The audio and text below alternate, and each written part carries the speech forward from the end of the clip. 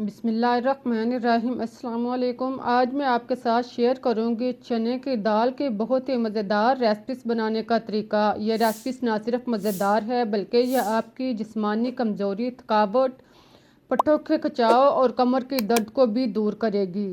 अब चलते हैं और मिलकर शुरू करते हैं अपनी आज की रेसिपी। इसके लिए आप चने की दाल लें 2 गिलास। गिलास ज़्यादा भरे हुए ना हों, गिलास को आप हमवार कर लें। इस तरह आप 2 गिलास चने की दाल को बाउल वगैरह में डाल लें। फिर आप इसको चुनकर अच्छी तरह साफ़ कर लें। इसमें मौजूद कैंकर और ग्रीन दानों को आप अलग कर लें। दाल को अच्छी तरह साफ़ करने के बाद अब आप इसमें पानी डालें और इसको आप अच्छी तरह भिगो दें। फिर आप इसको मिसल कर अच्छी तरह साफ़ कर लें। चने की दाल को आप अच्छी तरह मिसलें यहाँ तक कि ये साफ़ हो जाए। इसके गंदे पानी को आप 2 से 3 दफ़ा चेंज करें और इसका पानी जो है वो साफ़ होने तक इसे 2 से 3 दफ़ा इसका पानी जो है वो तब्दील करें। अब आप इसके पानी को साफ़ करके इसे आप 2 से 3 घंटे तक भिगोकर रख दें। बेहतरीन रिजल्ट के लिए आप इसे रात भर भी भिगोकर रख सकते हैं। भिगोने से आप देखेंगे कि दाल जो है वो फूल चुकी है, अपनी मकदार से दुगना हो चुकी है और नरम भी हो चुकी है। अब आप चूल्हे पर कढ़ाई, देगची या कोई भी बर्तन रखें। इसमें आप भिगी हुई दाल शामिल करें।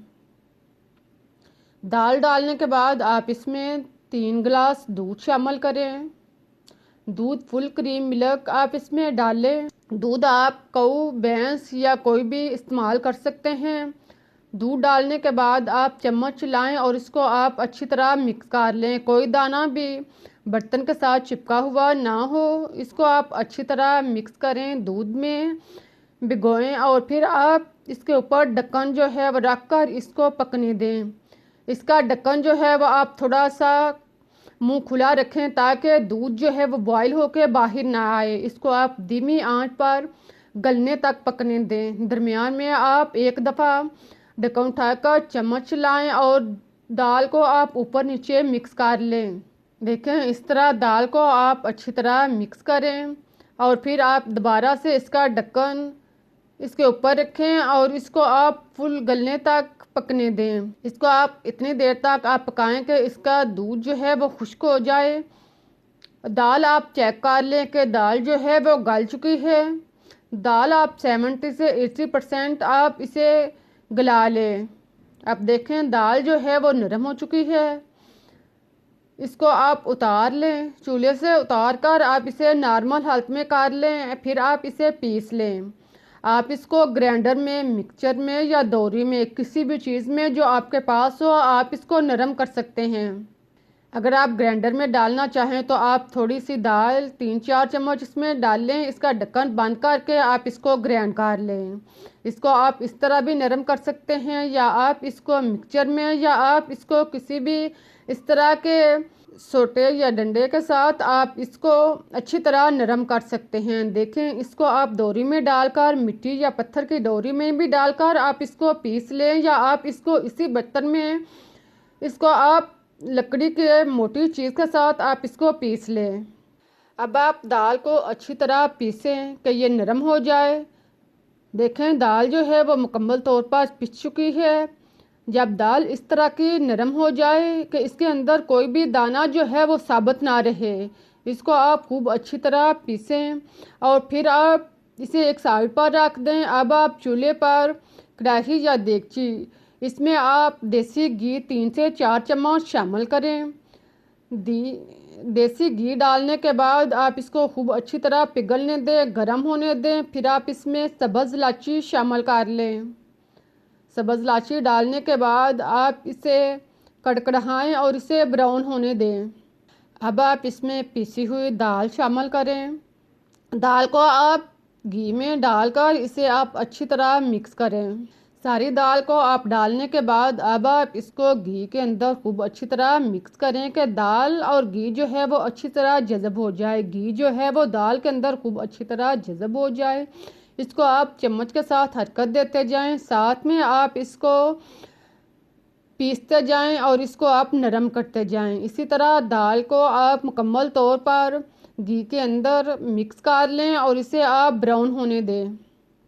देखें घी जो है वो अच्छी तरह दाल के अंदर जज़ब हो चुका है। आप चम्मच लाएं और इसको आप अच्छी तरह मिक्स करें। इस दौरान चूल्हा जो है वो ज़्यादा तेज़ ना रखें ताकि दाल जो है वो जले नहीं, ख़राब ना हो। इसको आप अच्छी तरह ब्राउन होने तक इसको मिक्स करते जाएं। आप देखें कि दाल जो है इसका कलर चेंज होता जा रहा है और घी जो है वो इसमें मुकम्मल तौर पर जज़ब होता जा रहा है। घी जब मुकम्मल तौर पर इससे जज़ब हो जाए तो आप घी थोड़े थोड़े वक्फे के बाद 1 से 2 दफ़ा और 1-2 चम्मच इसमें शामिल कर लें और इसको आप दाल में अच्छी तरह मिक्स करें। दाल को आप इतनी देर तक भुने फ्राई करें कि इसके अंदर जो चैन है वो बिल्कुल ख़त्म हो जाए। अगर दाल को आप अच्छी तरह भुनेंगे नहीं तो खाते हुए आपको इसमें हमाक सी आएगी। आप इसको जितना अच्छा भुनेंगे इतनी ही रेसिपी मज़े की और टेस्टी तैयार होगी।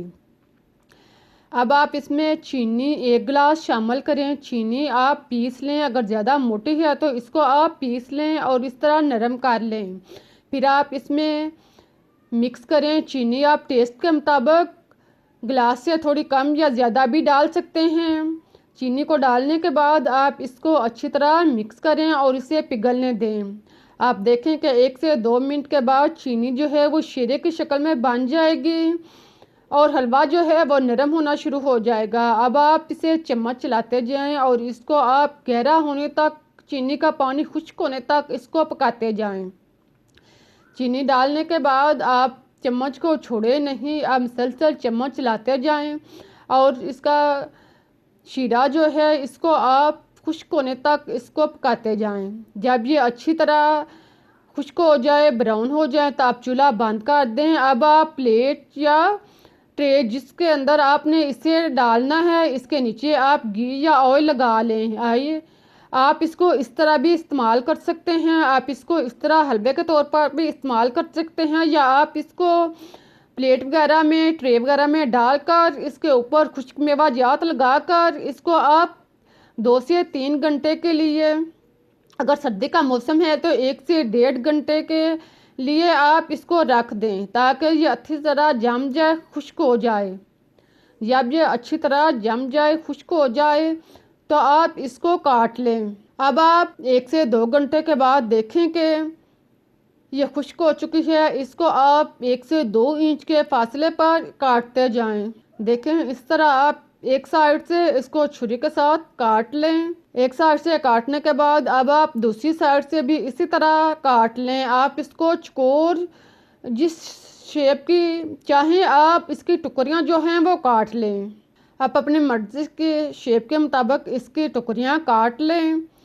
आप देखें कितनी अच्छे और मज़े की टुकड़ी जो है, हलवा जो है वो तैयार हुआ है। जब आप इस तरह से हलवा बनाएंगे तो सभी को पसंद आएगा। आप देखें कितना टेस्टी, नरम मुलायम और मज़े का हलवा तैयार हुआ है। आप इसे बनाकर रख सकते हैं और कई दिनों तक, बल्कि हफ्तों तक इस्तेमाल कर सकते हैं। बहुत ही मज़ेदार और ताकतवर रेसिपी से सर्दियों में आप इसे ज़रूर इस्तेमाल करें। उम्मीद है कि आप लोगों को रेसिपी बनाने का तरीका पसंद आया होगा। अगर अच्छा लगा है तो इसे लाइक, शेयर और सब्सक्राइब करना मत भूलिएगा।